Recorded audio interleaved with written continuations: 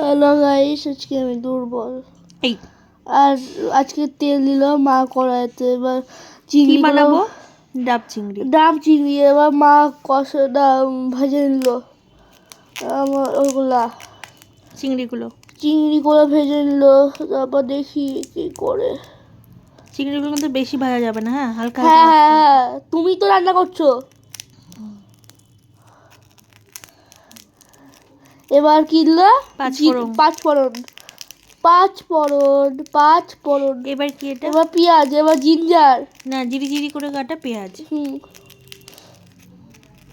আর যাই হলো, একটু ভালো করে ভাজা হয়ে গেল। হ্যাঁ ভাজা হলো। এবার হলো তেল দিল, তেল। তেলটা একটু কম হয়েছিল, একটু তেল দিয়ে দিলাম আর একটু। তারপর হলো এবার ভাসছে। এবার জিঞ্জার পেস্ট দিল। না, শুধু জিঞ্জার না, জিঞ্জার আছে, গার্লিক আছে আর অনিয়ন আছে, তিনটেই। আদা রসুন পেঁয়াজ পেস্ট দিয়ে দিলাম, মোটামুটি 2 চামচ মতো। মোটামুটি 2 চামচ মতো দিয়ে দিল। দিয়ে এবার কষাচ্ছে বাবা। হ্যাঁ কষাচ্ছে এবার। এটা আর একটা পেস্ট, এটা কি আছে বলো তো? এটা মৌরি আছে, আদা আছে, হ্যাঁ হ্যাঁ, আর এর মধ্যে আছে জিরে। হ্যাঁ এই তিনটে মিক্সড করা আছে, মিক্সড করে বাটা আছে। মৌরির ভাগটা একটু বেশি আছে। হ্যাঁ।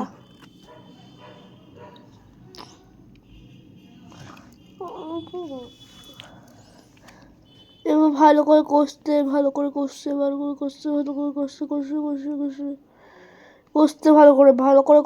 কষুক। তারপর আপনি দেখতে পাবেন। দেখুন আবার কাঁচা লঙ্কা দিল। এর মধ্যে শুকনো লঙ্কা পড়বে না, শুধু কাঁচা লঙ্কা পড়বে। হ্যাঁ জানি আমি। ঠিক আছে,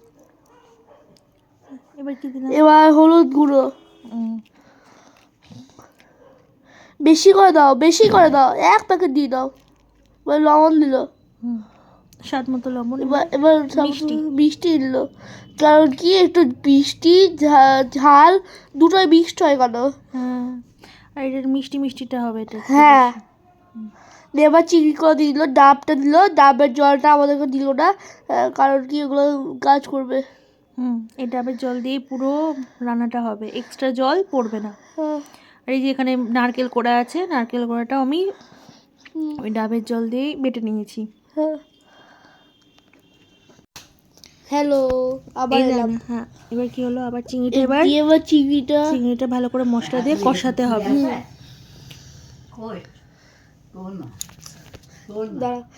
এবার এর মধ্যে কি দিয়ে দিলাম? ওই যে যেটা চিংড়ি তো কষলামই, ওই যে যেটা নারকেল কোড়া ছিল সেটাকে মিক্সিতে বেটে ওই চিপে দুধটা দিয়ে দিলাম। এবার দেখো, এখন ডাবের জলটা পুরোটা চলে গেল। সস দিল বা এটা কিন্তু এক্সট্রা জল দিতে হবে না, হ্যাঁ, ওই ডাবের জল দিয়ে হয়ে যাবে। হ্যাঁ হ্যাঁ জানি। এক্সট্রা জল তখনই লাগবে যখন অনেকটা পরিমাণে ঝোল করতে হবে বা গ্রেভি করতে, মানে অনেকজন আছে, গ্রেভিটা বেশি লাগবে, তখন ঠিক আছে। ফুটে গেল। এবার কিনলো, এটা নারকেল কোড়া উপর দিয়ে ছড়িয়ে দিল। হ্যাঁ, চিংড়িটা হয়ে গেল এখানে। এবার ডাবের ডাবে ভরবে। ডাবের ভেতরে শ্বাস থাকা দরকার হ্যাঁ অনেকটা। হ্যাঁ হ্যাঁ, একদমই ঠিকই বলেছো। শ্বাস যেন ভরপুর থাকে। তুমি একবার কিচেন রান্না মাদার কিচেন কুইন বলে ওটাকে। কিচেন কুইন করে। আচ্ছা, তুমি কিচেন কুইন না, মাদার। এবার এটাকে কি আছে? এবার এটার মধ্যে যতটা যাবে চিংড়ি মোটামুটি ভরে দিতে হবে, যতটা আটবে আর কি। হ্যাঁ, এবার ভাপাতে বসালাম। কি করে ব্যালেন্সটা করছে দেখুন একবার। হ্যাঁ, ব্যালেন্সটা ওইভাবেই করতে হবে, নয়তো ডাব এদিক ওদিক চলে যাবে। সত্যি সারাশি দিয়ে এই জিনিসটা বসাতে একবার ওপর। এবার তার ঢাকনিটা দিয়ে দেওয়া হলো। ঢাকনিটা দিয়ে দিলে ভাপটা বেশ ভালো হবে। হয়ে গেছে চিংড়ি হয়ে গেল। এবার চিংড়ি বার করা হচ্ছে।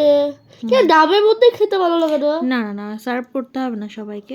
এবার যদি না বেরোয় একান্ত, তাহলে কি করতে হবে? একটা চাকু নিয়ে এরকম করে দিয়ে একটা করে চিংড়ি তুলতে হবে। হ্যাঁ, একদমই ঠিক। তাহলে চিংড়িগুলো ভালো মতো বেরিয়েও যাবে, আবার চিংড়িগুলো ভাঙবেও না। সো খুবই টেস্টি হয়েছে। Bye bye.